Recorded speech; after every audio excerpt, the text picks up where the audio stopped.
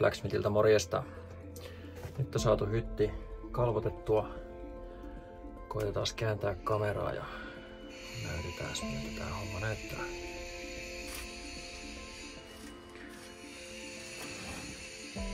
Oven alalasiin aurinkosuojakalvo 15% tummuudella. Tämä on sen takia, että nyt ulkoa ei näe, jos tänne jättää repun tai mitä tahansa arvotavaraa lattialle, kun poistuu koneelta. Liukulaseissa on 50% aurinkosuojakalvo. Tosi kirkas, näkee hyvin ulos, suojaa silti lämmöltä todella mallikkaasti.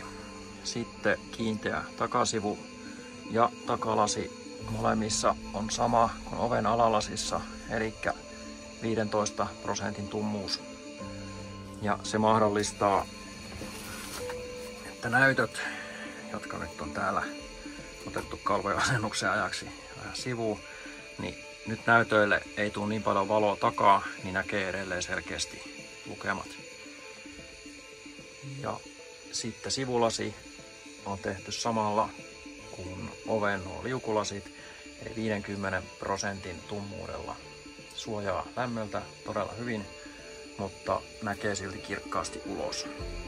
Kalvo on tehty 2 palasta.